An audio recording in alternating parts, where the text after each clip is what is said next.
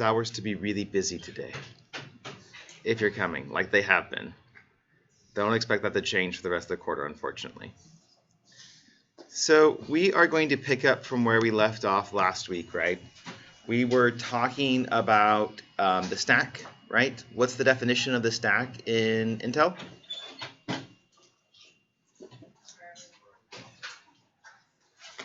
It's wherever what points to? The stack pointer and everything it addresses higher than it, right? That's the stack pointer. We talked about the operations that you can perform, push, pop, call, return. That all involve the stack pointer. And today we're going to get into the GCC calling conventions. So the calling conventions have to do with a few main things. Those are how are arguments going to be passed to functions. I could probably change this to be not, come on. How are arguments going to be passed through functions? How are values going to be returned from functions? And who is responsible for saving registers when a function is run? Right? Those were all things that we started talking about last week, right? When we were writing our own subroutines, we had to figure out how we're going to get our arguments in, right? How we're going to get our return values back out, right? And who should be responsible for saving some of the registers, because there's only one set of registers for the entire computer to work on. So how are arguments going to be passed to functions? Well, the GCC calling conventions state that arguments should be passed on the stack, and they should be pushed in reverse order of declaration. So this means if we have some function like fun a, b, c, right, that we want to call, what this is going to translate into is going to be push C, then push B, then push A, then call fun.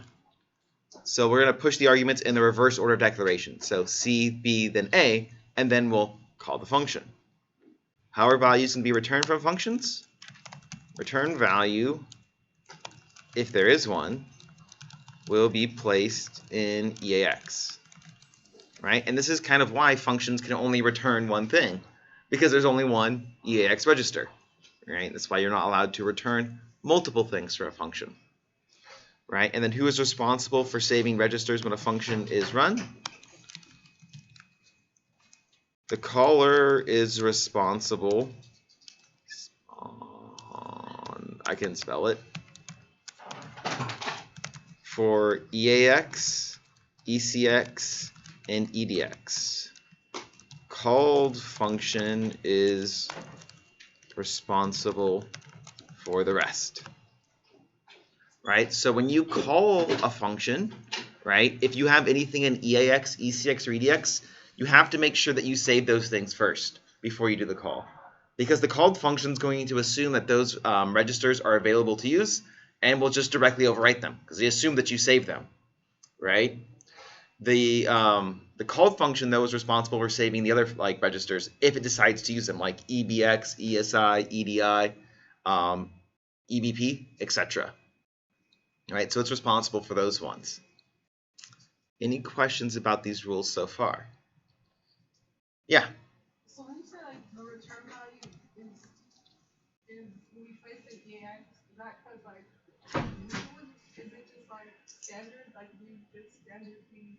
So these rules here are setting up standards, right? Just like in the US we decide that we want to drive on the right hand side of the road, where other countries like the UK decide they want to drive on the left hand side of the road, right? We just have to establish some conventions so that we can work together.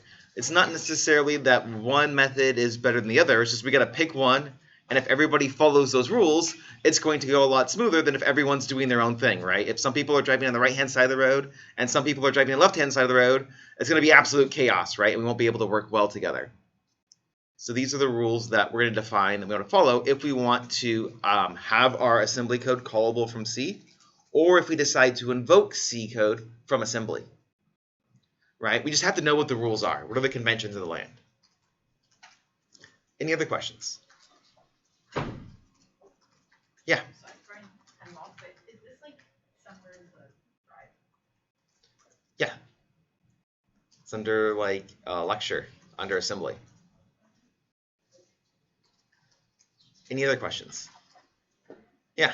Do you have to pop them off the stack after you return the function? So since you did not the called function, or the caller, the function that's doing the calling, it's responsible for removing the arguments once it's done, right? You can't even like remove the arguments. It's going to be impossible for you as the called function. You just can't do that, right? But like one analogy that I kind of give here is about using those other registers like EBX, ESI, EDI, right? Is like you want to throw a party, but when your parents are going away for the weekend, but they're like, no, you can't throw a party, right? So what you do is you take pictures of what the rooms in your house look like to save them, right? So we need to make sure that we save our registers first, right? And then once we save our registers, we can hold our wild party, right? And then before our parents get back, before we return, we can restore those rooms, right? Restore the values in the registers to be what they were before. And when our parents get back, it looked like nothing ever happened, right? But the other registers like EAX, ECX, and EDX, we can kind of treat those as being like really messy rooms, right? And so if they're messy when your parents left, right, they're messy when they get back, they won't notice, right? Even if the mess is a little bit different than what's in there. Right? Your parents will fix those when they get back if they have to. Why do you think that, like, since remember, like, there are 6 main registers, A, C, D, EBX, ESI, EDI. Why do you think the caller is responsible for saving half and the callee is responsible for saving half? You know, if they wanted to use all of them.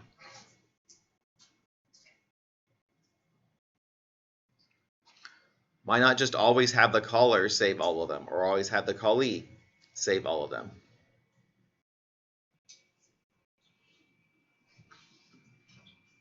Yeah. Like if you say that before you call the function, it frees it up to like usage. Wait, actually.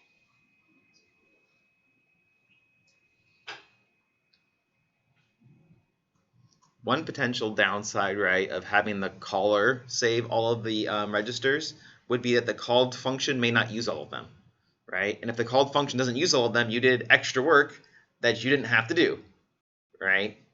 I'm not quite sure why they didn't have the callee save all of them, though, because if it was a callee doing something, it could, you know, always save all of those things and be fine. Though technically the one that it wouldn't be able to ever save would be EAX, right? Because EAX is the return value, would totally always have to be the caller's responsibility for saving that. Because if I'm supposed to return something in EAX, I got to put something in EAX, right? It's always going to overwrite it. Any questions before we keep going? Okay, so let's see some examples.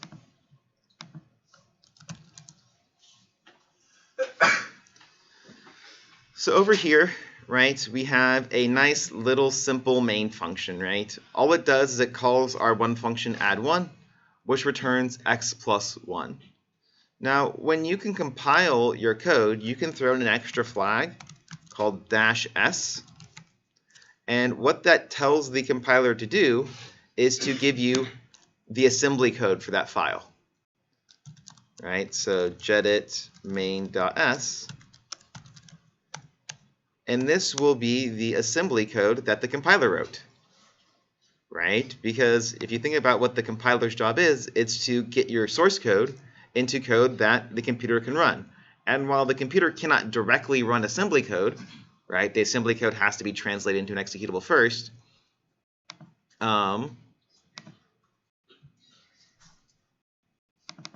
Having it translate into this is going to be a little bit easier for the compiler, and then you can just run your other functions that you know work, like AS and LD, on top of this. Now, don't be like, oh man, my homework's really easy now. I'll just do this the whole time. It's super obvious when you do this if you try to submit it for your answers, and we do watch for this, so don't try to turn this in as your homework solution, because we'll know, and then we have to send you to SJA, and that really blows. Right? Yeah? Can we use this to get ideas for our homework or see the general like scope of that stuff, or is that also not a lot? I mean, I still wouldn't, because once you see the answer, how are you going to figure out how to do anything else, right? The other thing is a machine wrote this, and so it's going to look terrible to read and be really confusing and do other instructions we never even talked about. So it's going to make it like a lot harder to do the translation, right? So one thing to notice, right, when it's doing a function call, the function has a label, it's main, right? And the name of the function is this, the name of the label is the name of the function, right? Which is why in C, functions have to have unique names, because their names get translated into their labels. Now, if we look down over here, oops, for the next occurrence, where are you? I'm looking for the wrong thing. But that's main. I wanted to look for add one. Right? So here's us calling the function, right? And when we call the function, we just call.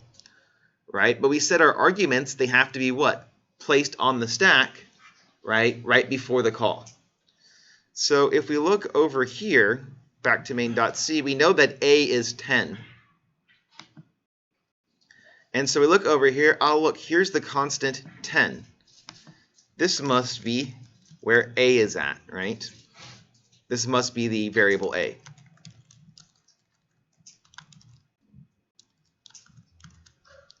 Right? We move -4 into EAX, move EAX into EDI, so it's doing some weird things. Maybe I have to, hold on one second. This is compiling for 64-bit mode. If you want to compile for 32-bit mode, add -m 32.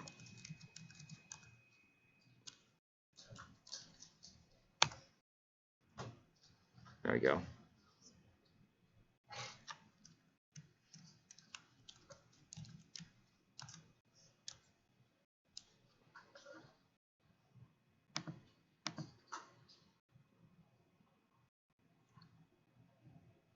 Wait, I know you did call one, add one. Where'd you go? There's main, blah, blah, blah, push, push, push, call, blah, blah, blah, call printf, call add one. Why is the add one not there? Oh, compiled the wrong one.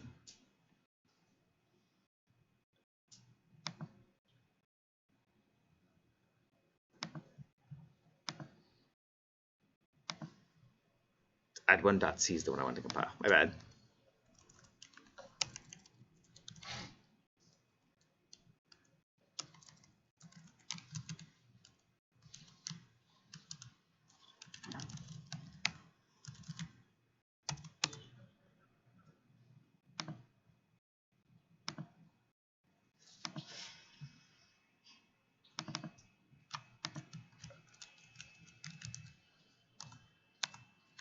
Oh, come on.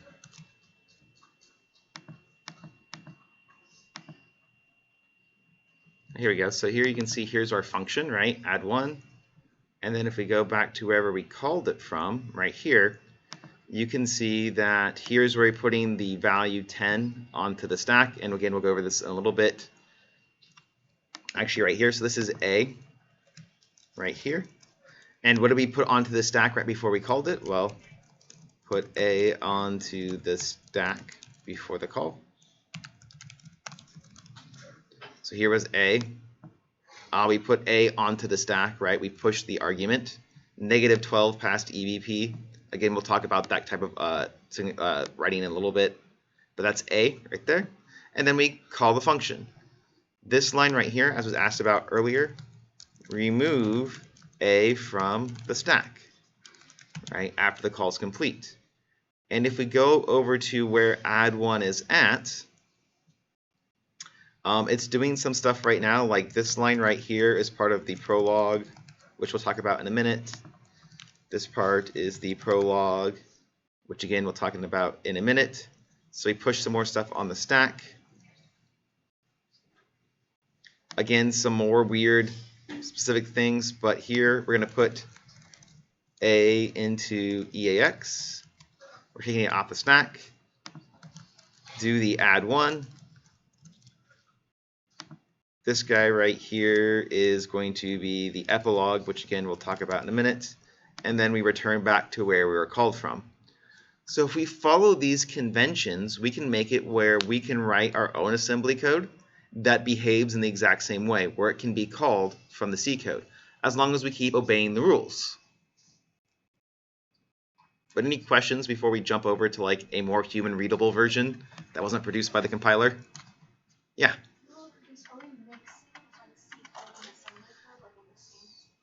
So here's the thing, right? There never ever was anything besides assembly code, right?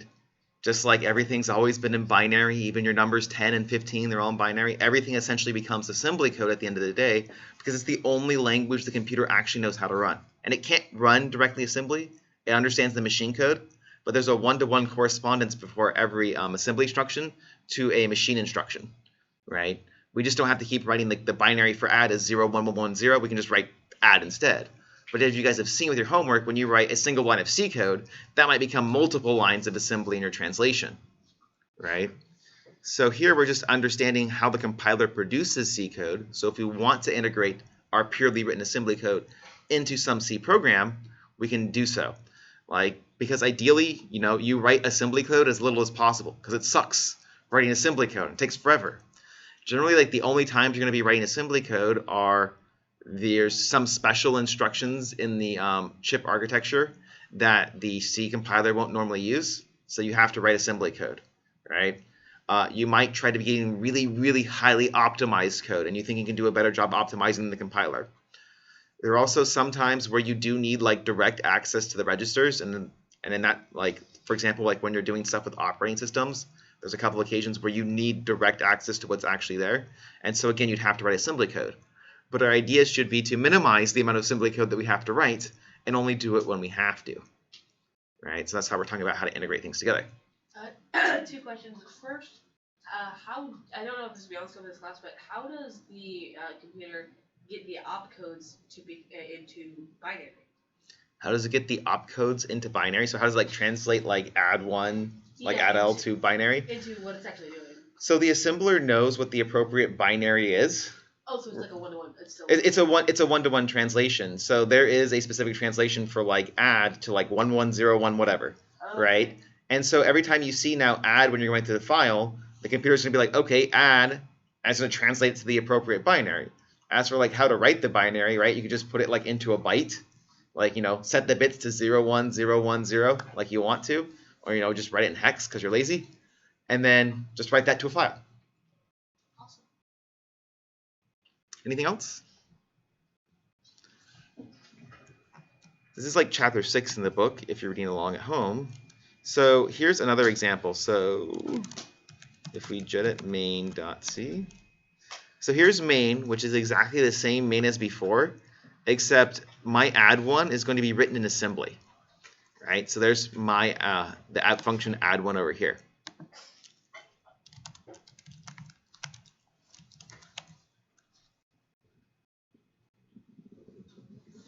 My add1.s. So here's my assembly code.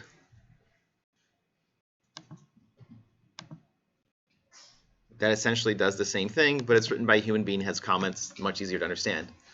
So again, the .global directive makes this symbol visible outside this file.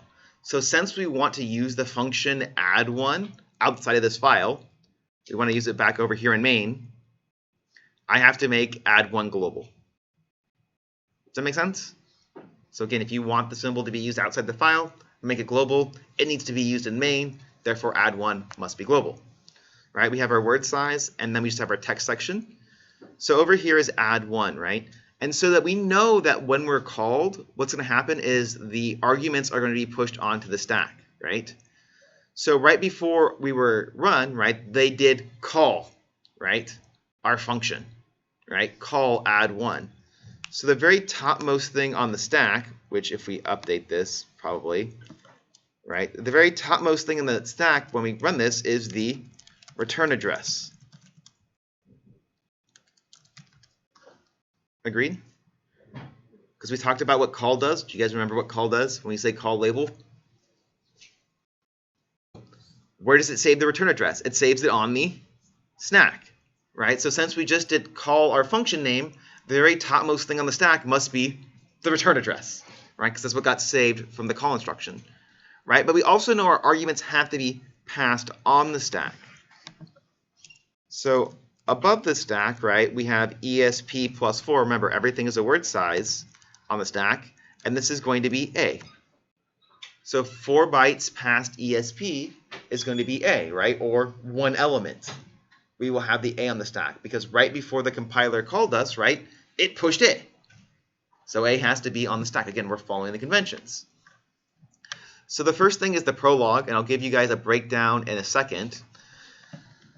But the prologue over here, what this guy does right here is he establishes the local stack frame, like these 2 lines right here. They establish space for the local stack frame.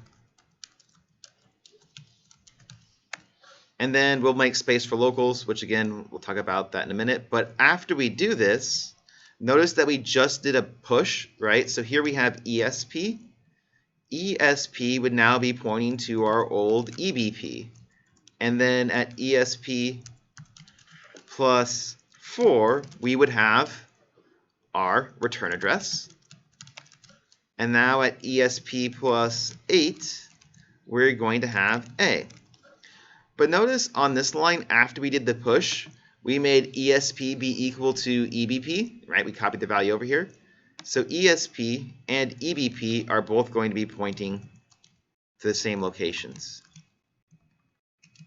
So you're going to see me using EBP a lot. We don't have any space for locals.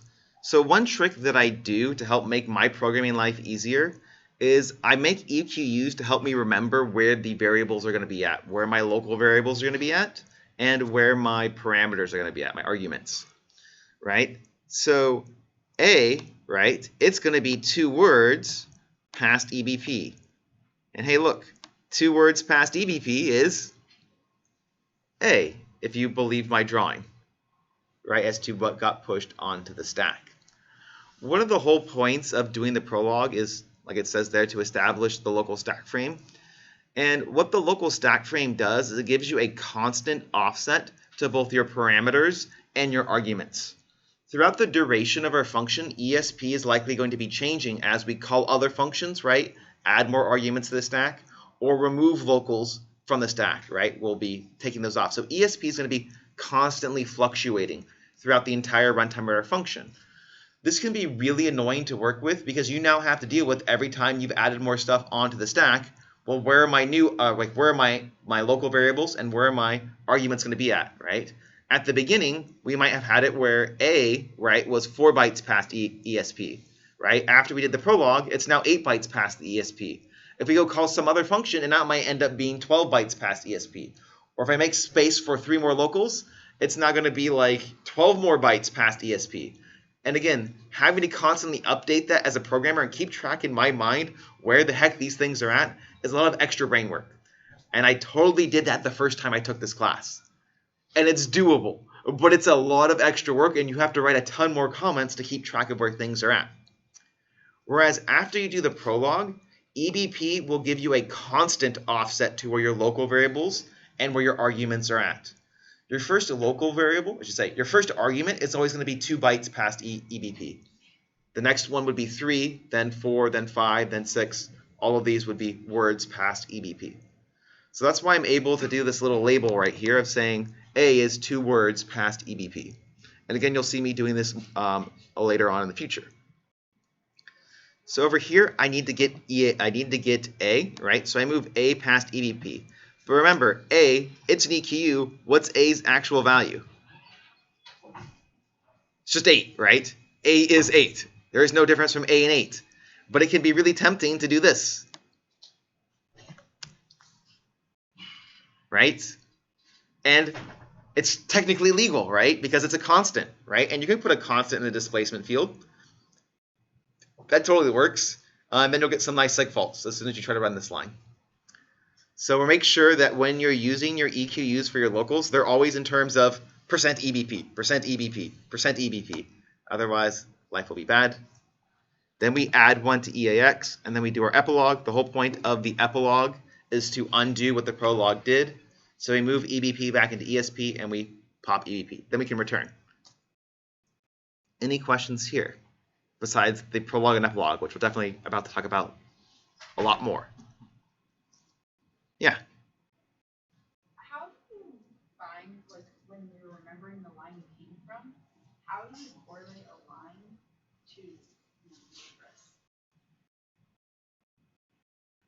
How do I correlate a line to a memory address? Like, how is it saved on the stack where you came from?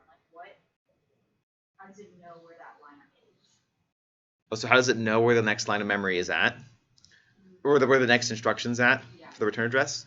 So the way that this works is, remember that there's a register called EIP, and it holds the address of the current instruction, right?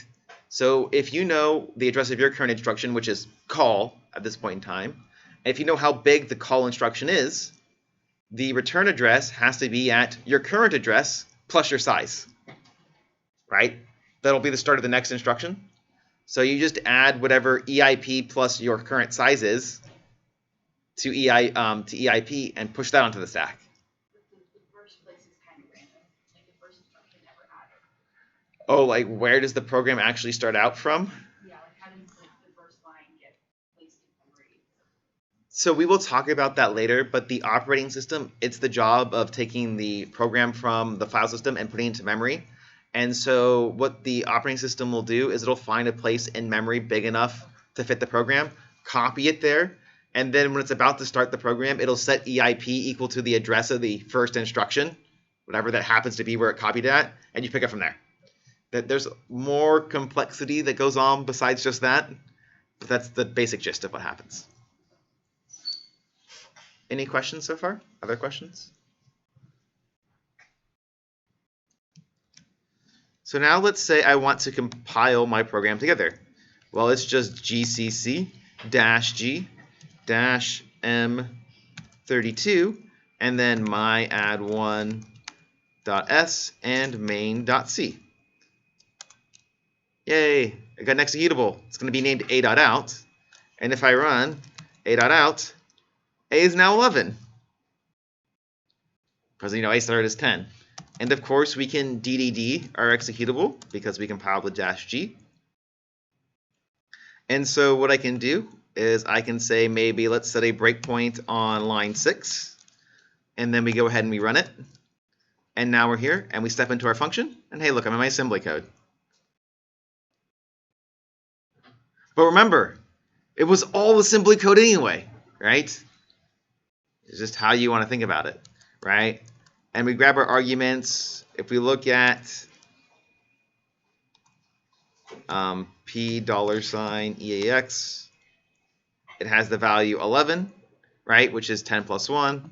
And now when we return, we go back to the C code, right, back over here. And let's talk about the prologue. And doing the prologue, again, it's optional. You're free to do whatever the heck you feel like. But if you want to make your assembly coding for like the next homework assignment a lot easier, do the prologue. Trust me, it makes it so much simpler to work with if you do this. But what's the point of the prologue? Well, the point of the prologue is to establish the stack frame.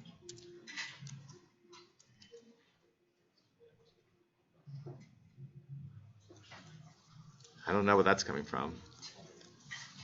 I'm muted, so it's not me. So establish the stack frame for the current function, right? What the stack frame does is the stack frame gives you a fixed location for accessing locals and arguments, right? ESP keeps changing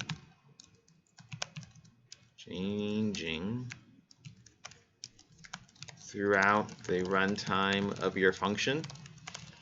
So it makes it really hard to keep accessing locals and args through it because it keeps changing, right? having this variable offset is going to be much harder to figure out where your arguments are going to be at because it keeps changing, right? Right now, A might be 8 bytes past ESP. A little bit later on in the program, it might be 15 bytes or 16 bytes past ESP. Later on, it might be 20. Then it might go back to being 4. So can you do it through ESP? Yes. But you now have to deal with this constantly shifting thing, which makes your life much, much harder to do. Right? So let's talk about how to do the prologue. So step number 1 is to save the old stack frame. Stack frames are tracked by EBP. So do use EBP instead of using it as a general purpose register. Use it as the stack frame base pointer, BP base pointer. Right? So you save the old stack frame, which we'll show about in the next one. Step 2 is to establish the new stack frame. Step 3 is to make space for locals. And step 4 is to save any other registers aside from EAX, ECX, and EDX you plan on using. Notice it goes ACD, not ABC. It's a little bit weird, but that's what they decided to do. I don't know why, but it's ACD. Right? So those are the things that we have to do to make happen. So if we go and I split this into two things, step number 1 over here is save the old stack frame, right? And stack frames are tracked by EBP. So how can I save the old stack frame? Where should I save it at?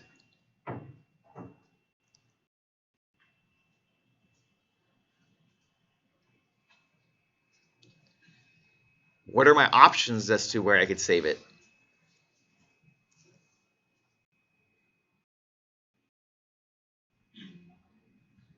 You could save it in memory, right? Either on the stack or in global memory, or we could place it into a register, right?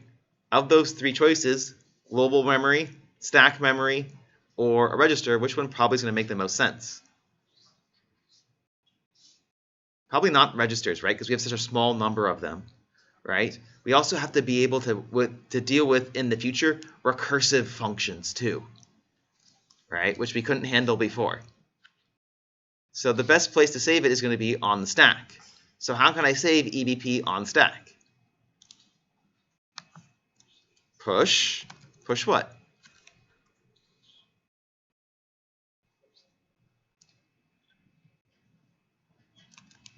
Just push EBP, right? If you want to save it on the stack, you push it. So you push EBP. The next step is to establish the new stack frame. So we need to make our stack frame point to the beginning of our stack, or our stack frame pointer, BP, point to the beginning of our stack, which will just be movel %ESP to %EBP. This will establish the new stack frame. We'll set it to the beginning of where we want. Right? Now we need to make space for the locals. I guess I should have also mentioned that it's not the stack frame. The stack frame is everything between EBP and ESP.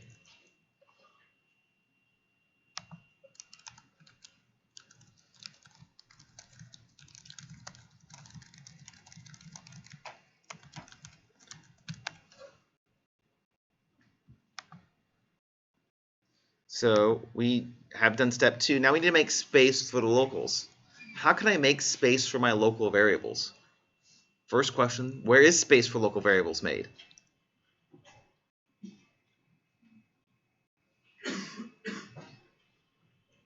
Space for local variables is made on the stack, right? So how can I make space on the stack?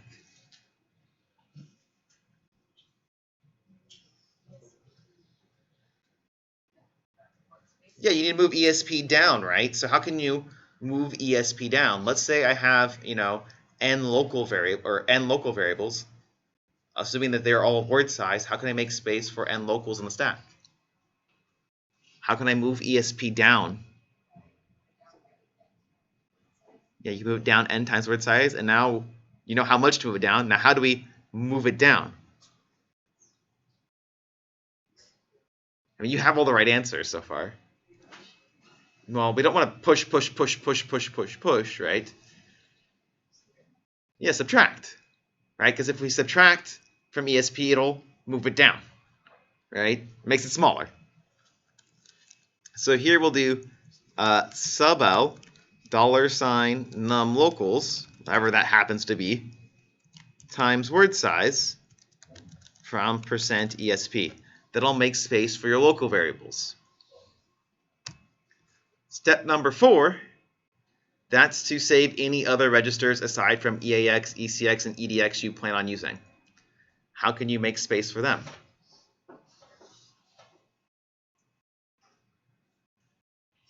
Where should you make space for them?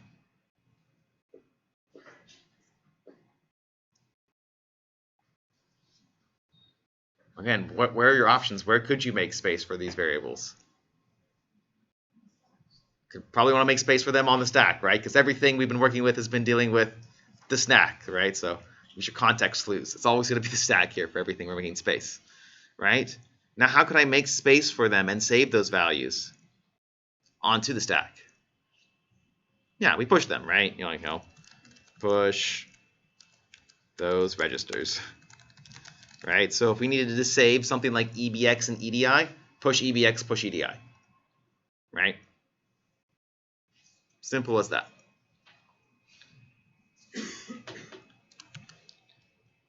Any questions about the prologue before we move on to the epilogue?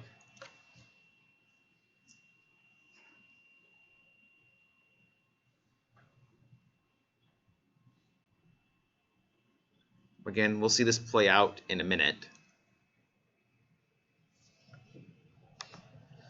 So the point of the epilogue is that it undoes the prologue, right? Cleans up after it. So here's what we have to do. Step number 1, restore saved registers. Step number 2, right? Remove the locals. Step number 3, restore the stack frame.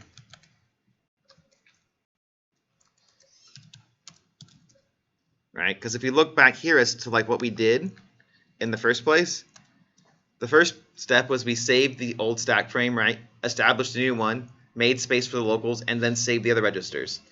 Notice the epilogue, it does it in reverse. Restore the saved registers, remove the locals, restore the old stack frame, right? It's backwards. 1, 2, 3, right? 4 here, going backwards 3, 2, 1 in terms of what happened. So how can I restore my saved registers?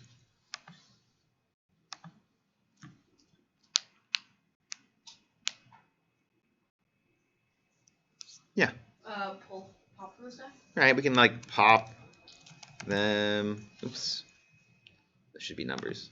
Pop them off the stack or move them off the stack. I'll show you both ways. Essentially the same. Step number 2 is we need to remove the locals. So here's a really cool trick that you can do. This is just movl %EBP to %ESP. Because remember, EBP, where does it currently point to? It points to the beginning of our stack frame, right? And the stack frame is everything between ESP and EBP. So we want to remove all the space. Here's EBP, here's ESP. Take ESP and put it back up here. Now there's nothing left. Right? We could add the same amount that we subtracted, but we could be lazy. Just say, hey, right, here's the beginning of my stack frame. Make ESP point back to the beginning of the stack frame. Just set it equal to each other. And then restore the old stack frame. Well, previously, we had to push it onto the stack. So now we have to take it off. So we'll pop %EBP. Pop it off the top of the stack. Because currently ESP is pointing to old EBP. Any questions before we do an example?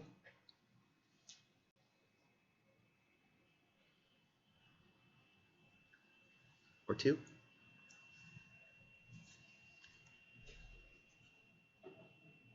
Yeah. So how is this different than what we were doing making functions last week? So the question is, how is this different from last week in terms of the functions you're writing? Your functions probably weren't obeying those 3 rules that we talked about earlier, right? So even though they were functions, the C compiler wouldn't call them correctly, and you wouldn't be able to call C functions correctly. And that's about it. It's just you knowing how to work together. Anything else?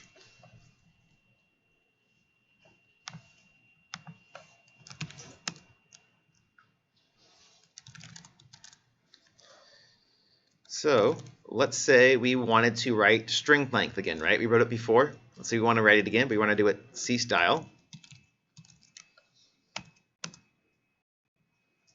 Make it look pretty.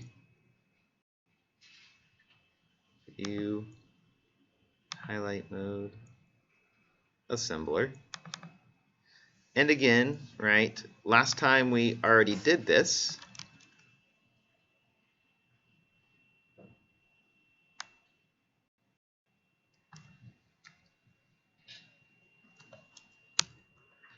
Right, we wrote this in C, or we wrote the C code for this previously, which again, you should always do that as your first step.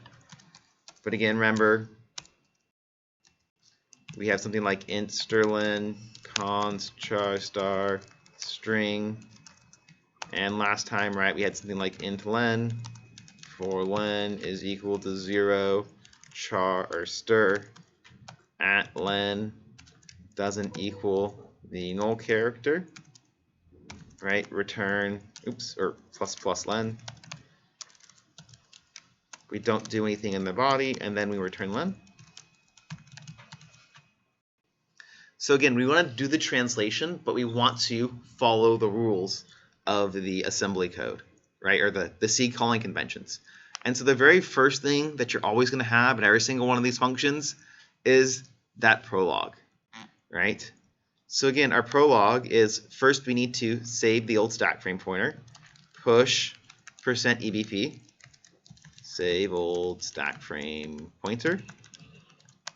Then we need to establish our stack frame pointer, movel %esp to %ebp. Establish the stack frame pointer for this function, right? And we'll see later on if we have any local variables. And we might not. And again, we might have other registers, but we kind of have to decide what we should be using them for, right? What's really always useful for me personally is to kind of like print out what the stack looks like when you come into the function. So after we do these lines of code, right, the very topmost thing is going to be the old stack frame pointer. Right? This is where ESP and EBP are going to be at the moment. Yeah, Amma? So the EBP is like where you call the subroutine from? EBP is not where you called the subroutine from, right? The stack frame pointers are to keep track of like what's your part of the stack for this function, right? But your code, the text section, is not on the stack. Does that make sense? Yeah, that makes sense. But what is EBP, like where's that going to? The old, What was the old value that was in there? yeah, like what's the EBP thing? So like when you were called?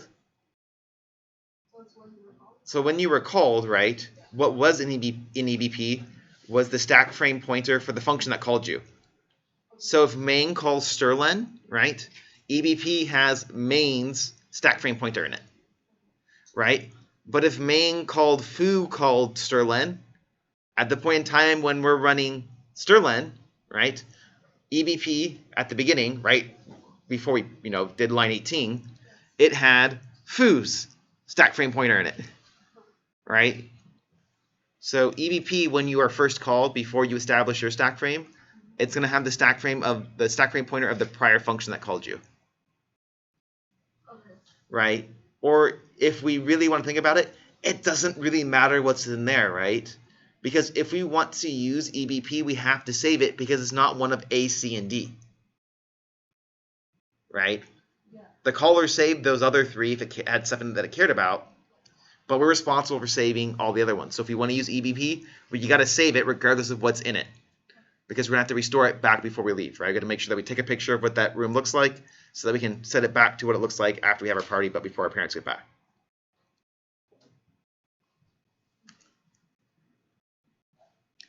So we have the old stack frame pointer. What's going to be above that at +4?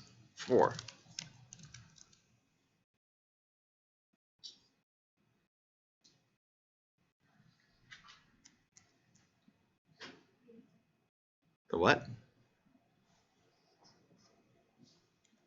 It's going to be the return address, right? Because right before we did our push, what happened? Well, there was a call of our function, right? And so when our function was called, the return address got saved onto the stack. So at +4 past ESP EBP right now, we would have our return address. What about at +8? What's there? Stir, right? It's our first argument. So then down here, I'm going to do .equ stir as 2 times word size past %EBP. So like one useful thing, if you do use the stack frame point, like the stack frames, is your first argument is always going to be 2 words past EBP. It will always be there and it will never be anywhere else. The second argument will be 3 words. The third argument, 4 words. The fourth argument, 5 words. And so on and so forth. So we know that we're going to want to use len as probably what register? Len. What will be len?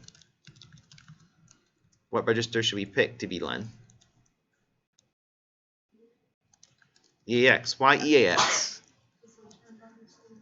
The return value is an EAX, right? So it's going to simplify things if we decide to put things into EAX, right? Who do you want to be stir?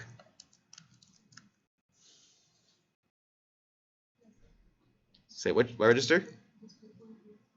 So what would be a downside of picking ESI? We could use it, but what would be a downside of using it right now?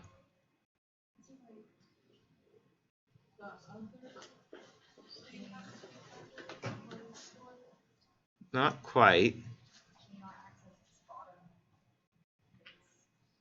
No, I mean, you can totally look at, because we're going to be putting stir into it. Stir is a pointer, right?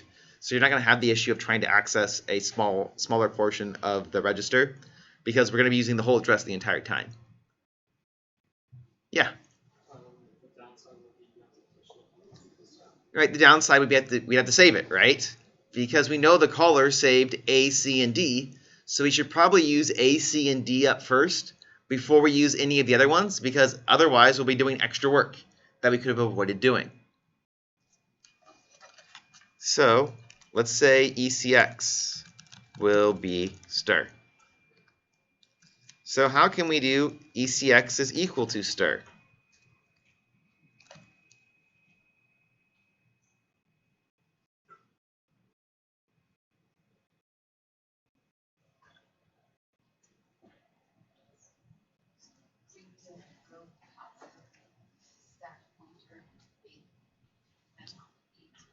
Yeah, an amount of 8, right? Which is equivalent to what label we have?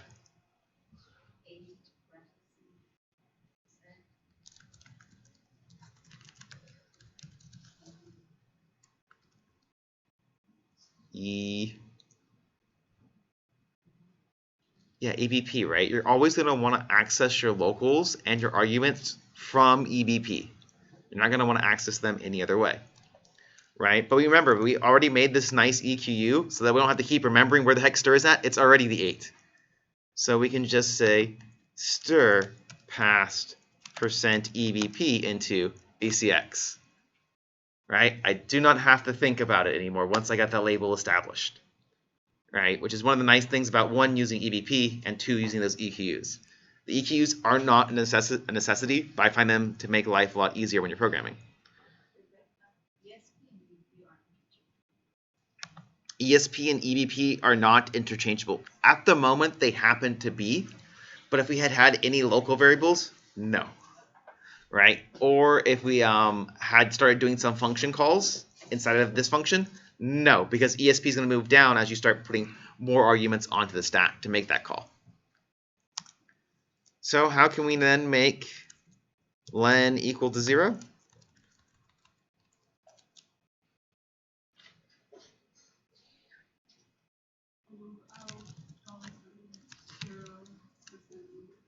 Yep, that's len equals 0, right? Then we have our little for loop. So for start, for end. Again, the labels all do need to be unique. I know the compiler's not going to be using these ones, but if I was using some other symbols with other people, we would probably have to make some rules about how we name things so that we don't have these name conflicts going on. There are some other tricks with the assembler, where the assembler can create anonymous labels for you, but we're not going to get into that because, again, our goal is not to program it in assembly. So first step in our for loop, right? We've already done the len equals 0 part.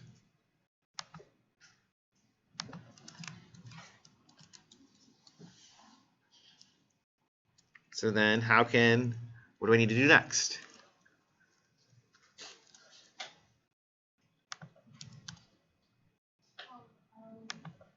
Not comp L, but comp B, right? Remember, they're strings, right? Which we want to compare characters. We want to compare the characters, not 4 characters at once, right? Otherwise, we're never probably going to finish. The other thing is, right, if we think about this,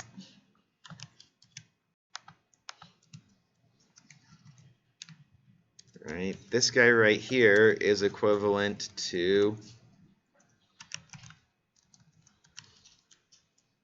minus the null character, not equal to 0, and then the negation would be equals 0. So we want to do a comp B. Again, the null character is just $0. It has the numeric value 0. Now how can we get stir at len?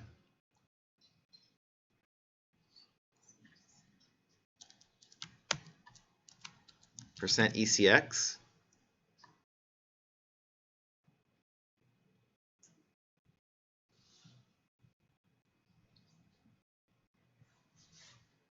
Remember, ECX, that's going to give you stir,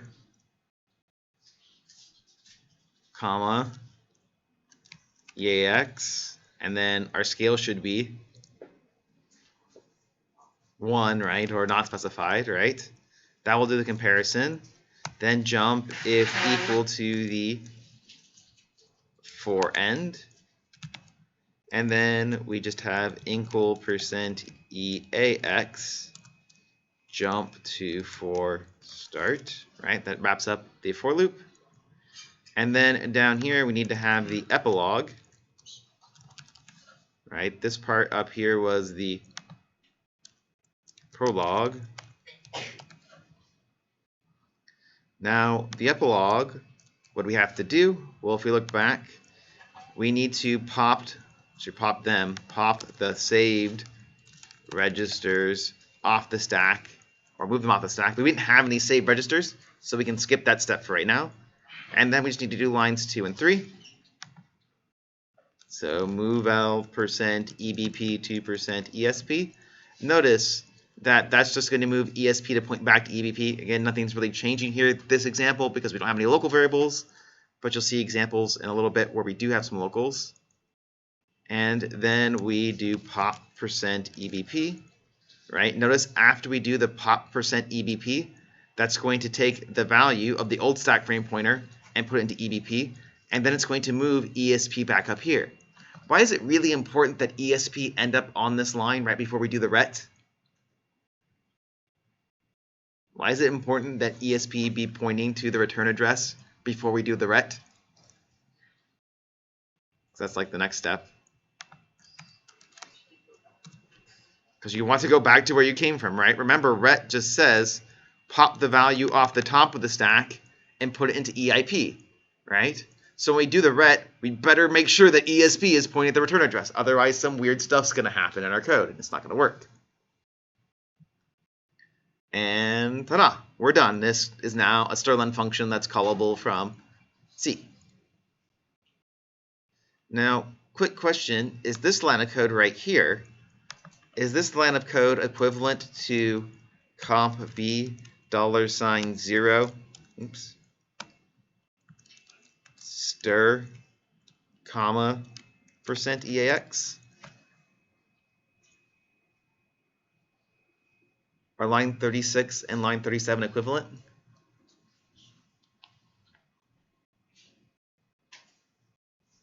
Yes, they're the same. No, they're different. For those of you that say, no, they are different, how are they different?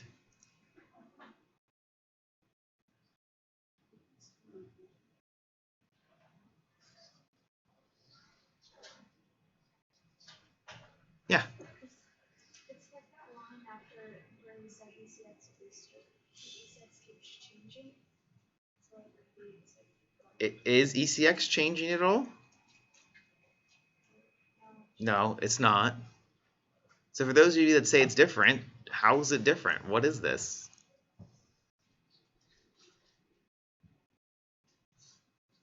What's the effect that you're getting instead?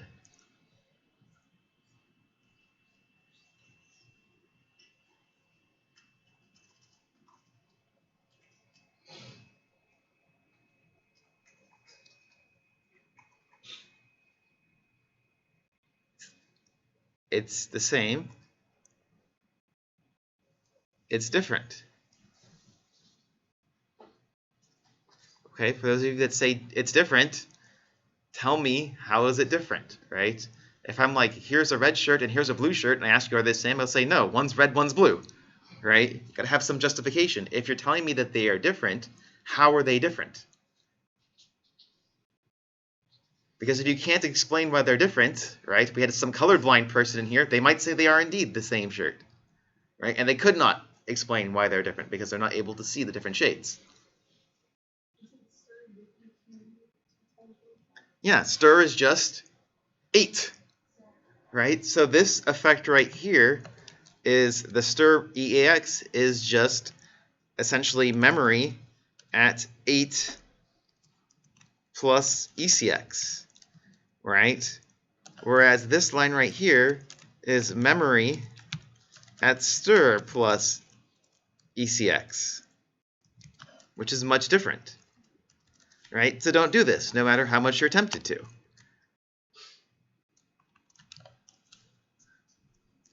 Do not do this, even though I know some of you really want to.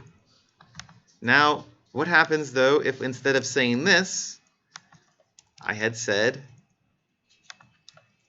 this? Are they the same?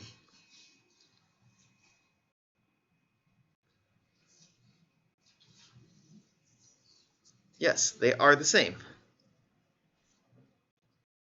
No, they are different.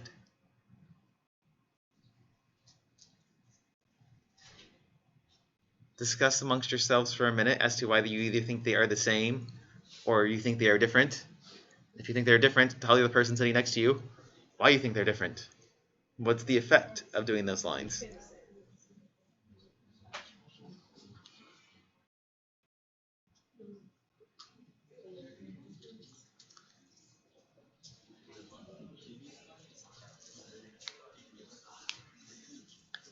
When you do stir percent ECX, you start at 8. Is that 8 plus ECX? For the line before? Is what? The left index 8 plus Line 37? Yes, it's supposed to be plus EAX.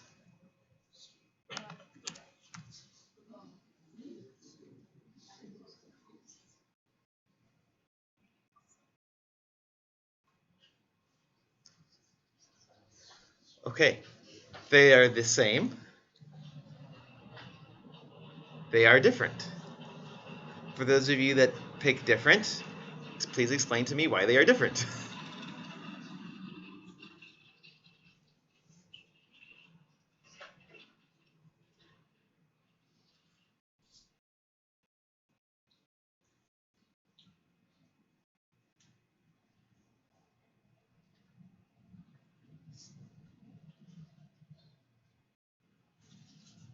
Okay, again, like the way to help figure out for yourselves whether they are the same or they are different is to kind of just plug and chug into the equations as to what's going to happen, right? If we think about this point in time, right, ECX, if we think about its value, it's going to be 8 plus EBP, right? That's ECX. So this guy right here is its memory, right, at 8 plus EBX or EBP plus EAX, right? Because this expression right here, 8 plus EBP, would you agree that that's what's held in ECX? Right? Now, let's see, right? So we're going to do, I guess this is not actually true. This is mem at 8 plus EBP plus EAX, and then go to that final location of memory, right? Access memory at this location, 8 plus EBP. That's what's placed into ECX. Whereas if we do this, this is going to be memory at stir, which is 8 plus EBP plus EAX. Are those things the same? No, they're not, right? This line of code is essentially equivalent to give me the address of stir and then at I.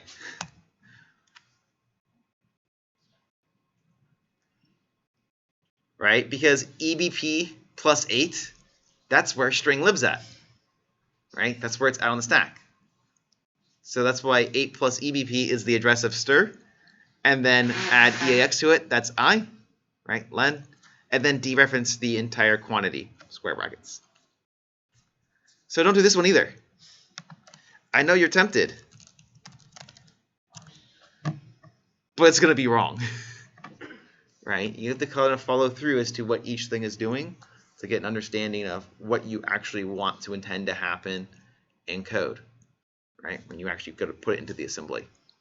So don't do either of those two things, no matter how tempting they are and how right they look. They're wrong, right? This one has an extra dereference on it, right? Accessing the element here because of, right, that access memory right here to copy into ECX.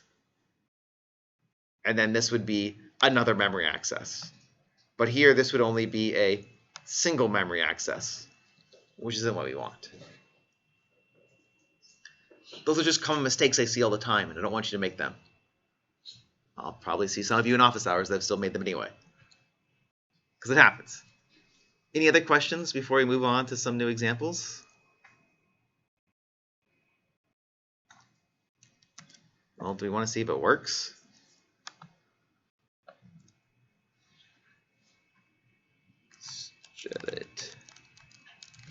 String.c. So over here, we're going to take an argument on the command line and then find its string length. So we'll compile these functions together, gcc-g-m32, and then stir main.c, stirlen.s. And then if we run it with, say, hello, the length of hello is 5. And it's very exciting. And our code worked, right?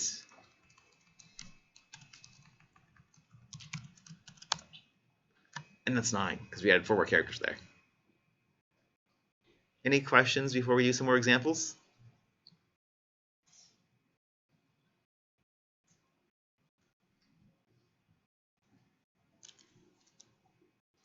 Going once, going twice.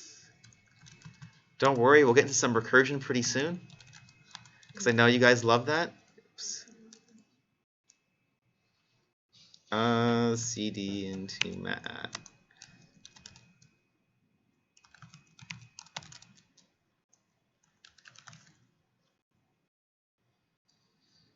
Main.c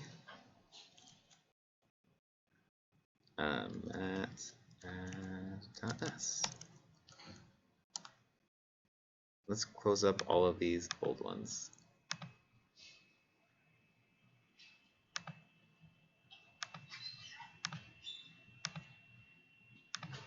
So here is our main function. We want to write a mat add function with this signature, right?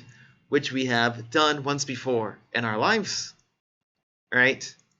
Where we're going to take in two arrays, right? Two dynamically allocated array of arrays, num rows, num columns. And then we're actually going to give back, return the new array that we made, right? Whereas before we just modified the one that we were given. So what should our first step be?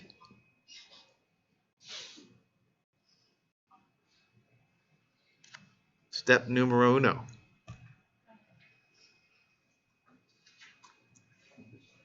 What has step numero uno always been?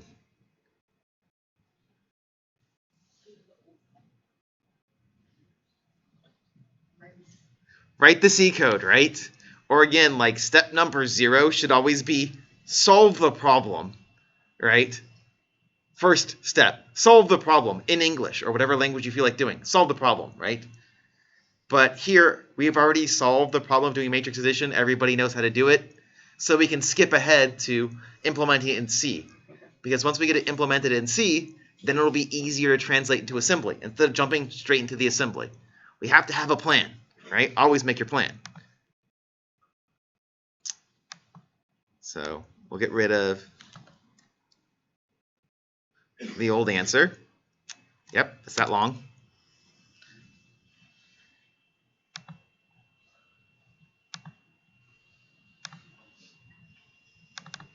Right, so here's matrix addition. We've done it before, right? Here we have I and J, right? Here we have C. We have to run malloc. That's going to be fun, and we'll actually run malloc this time because we know how to call C code, right? Calling C code is calling like any other assembly function. Push the arguments, call the function. You're done, right? We have the global mat add at the top. We have our EQ of word size, but everything over here is essentially the same except we added 2 more lines of code. The malloc here and the malloc here. Also, this 4th line right here, the 3rd line, is return C, right? Any questions about the C code?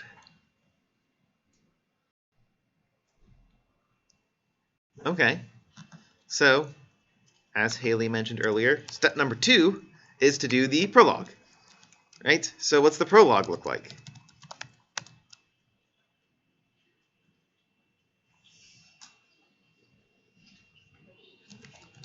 Push EBP, right?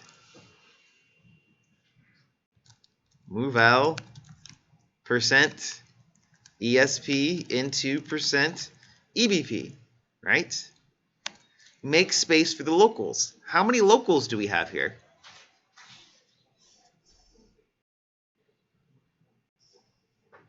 What are our 4 local variables? A, B, num rows, and num columns. Those are our arguments. They're not local variables. I, J, and C, right? C is also a local variable. So let's make space for them. Even if we don't end up using the space later on, it'll be it's not going to hurt us so much to do a subtraction. But if we find that we need that space, we'll be really glad that we made it. So over here, sub L, $, well, how many local variables do we have? 3 times the word size from percent ESP, right? Make space for locals. Now, if we find out later on that we are going to need some extra registers, we can do that. Like if we need EBX or ESI or EDI, we can come back and add those in later on. It won't be much of a challenge. It's not going to affect the rest of our code because we're using the stack frame pointers. If we had not been using the stack frame pointers and we decided that we needed to go back and add those things in, it would screw up the rest of our code and we have to go rewrite it all. Which is, again, why I recommend that you do this. The next thing I'm going to do is my EQU section, so .EQU. Let's first, though, think about what the stack looks like. What's going to be on the top of the stack, where EBP is at?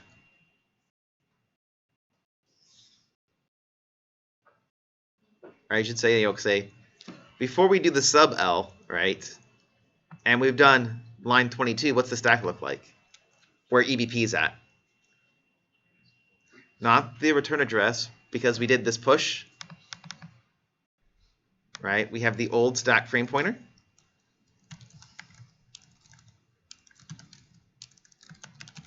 And then above that at +4, right, we are going to have the return address. And then at +8, we will have what next? Which of these is going to come next? A, B, num rows, or num columns? A. So this is going to be A. And then at +12, we're going to have B. And then at +16, we're going to have num rows. And then at +20, we'll have num calls. After doing the subtraction, right, we're going to have ESP is going to be moved down a little bit, right? So we're going to have space for one local, space for another local, and then space for our third local because we subtracted 3 things off. Here's where ESP is currently going to be at. It's going to be down here, right? But we're doing everything from EBP. So this is going to be at -4, -8, and then again -12. Who do you want to put here? I, right? Sure. And then here, J. And then here we can have C. Right? So we made space for all of those. So now we can do our .EQUs. So .EQUA, right? It's 2 times word size past %EBP. Then we have B, which is going to be 3. Then we're going to have C, which is not C, num rows, which is going to be 4. And then we're going to have num calls, which is going to be 5. And then we're going to have I, which is going to be at -1. J at -2. And then C at -3. Right? And I don't have to remember this anymore. Right? You do it once, you get it set up, and you can keep rolling with it from now on out. Okay. Line number 6. Translate. So here we need to call malloc with num rows times the size of an integer pointer. So how can I do that?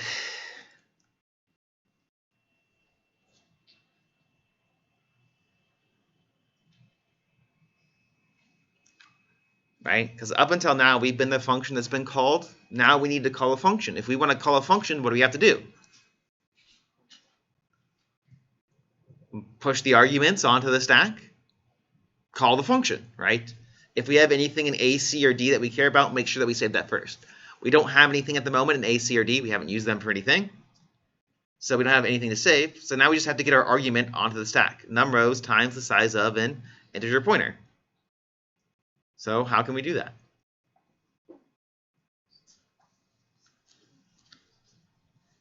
Let's start with step number 1. How can we get num rows into, say, EAX? Right? Break it down. EAX is equal to num rows. Move L. Num rows.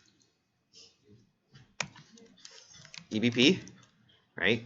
It's always going to be %EBP. That's why we have these comments here to say that it should always be past EBP. Right? Into EAX. Now, how can I make EAX be equal to num rows times the size of an integer pointer? How big is an integer pointer? How many bytes big? 4 bytes big, right? So if I want to, it's 4 bytes big, so I need to multiply it by 4. Is there an alternative way of saying multiply by 4 that doesn't involve the multiply instruction? Shift it to the left by 2, right? So shift left $2 %EAX. Now we need to get that onto the stack. So how do we get that onto the stack? Push EAX. And then how do I call my function? Call. What function are we trying to call? Okay, call malloc then. Great. The function has completed. Right? Where's the return result at? EAX, right? And we need to put that value where? So move EAX into C past EBP. Great. We did it. And now we have that leftover argument on the stack. So how can we clear it off? We could pop it, but that's going to require us to overwrite a register. If we just want to clear it, right? If subtracting makes more space, adding removes space. So we can just do addo, right? $1 times word size, because we only added one argument, to ESP. Clear the argument to malloc.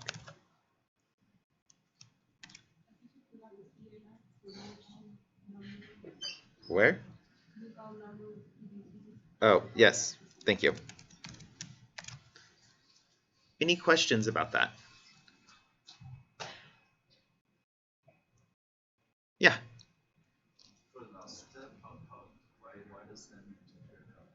Because what did we just put on top of the stack? Which had what? Line 45 will tell you what's an EAX in the comments. Let's redo them. What? Line 45 right here? EAX is equal to num rows times the size of an integer pointer.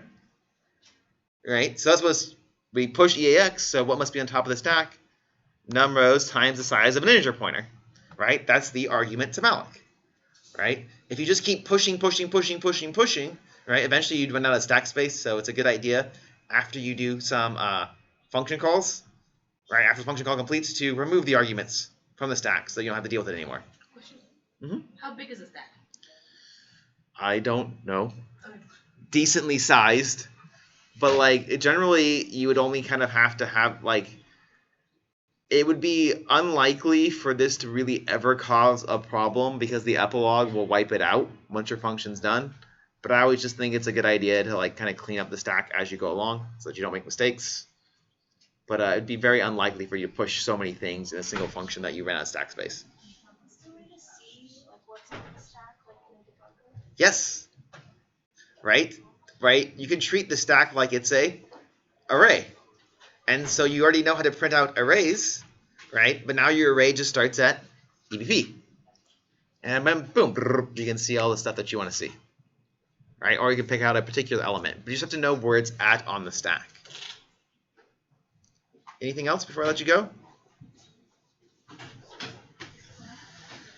Okay, see you in office hours then if you decide to come. Remember the line's going to be pretty long, unfortunately, because the other class has homework due too, which is why it's going to be crazy. Because I think they're still trying to wrap that up. How many more homework will there be, do you know? 2. Anyone else like one day out?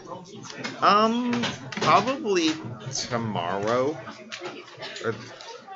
Because, like, until we had just talked about what we talked about today, you didn't know enough to do it. Right. So it'll probably be out tonight or tomorrow. But I still have to, like, wrap up the other classes' homework, too. Gotta, like, give them one more problem. You said we can submit 2 days at most late, right? Yeah. But it's closed now already. So Is it? the last, yeah. Is it only one of them accidentally closed? I don't know. I'm only left with the last one. East Europe, no, 50. And he said, which one? 2.4. What? I swear I said. When was it due? Oh, I just now like submit again. And the button is like So the due date was the 17th, it which was yesterday. Yeah. And then I swear I went through here and let's see.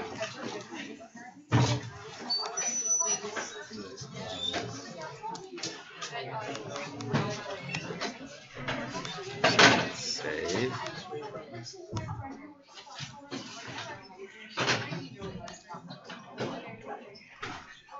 It's 2.4. For some reason, even though I thought I set the release dates, just submitting it 2 days late, it didn't do it. Okay. But I'm doing that right now. Okay. So save. So you should be able to do it again now. Yeah, I'll just go to the office. Hmm? Yeah. When are like the chapter quizzes and midterm coming up? Soon. I know I've forgotten to release them, but they should be soon. And will like homework 3 be posted before the quizzes or after The homework 3 should be out like this week, probably in a couple days. Oh, alright. Okay. Thank you. I don't know if they. I don't know. I mean, overheard you guys, but I don't know if it's the right thing. But like, I was wondering if you could open up submissions for late credit. Yeah, that's what I'm doing right now. Oh, okay. I thought I had already done it, but apparently I didn't set it in there. Uh-huh. Okay, they should all be open. Okay. Thank you. Thank you. Also, you should know when you're being sick, Mm-hmm. and then you go back and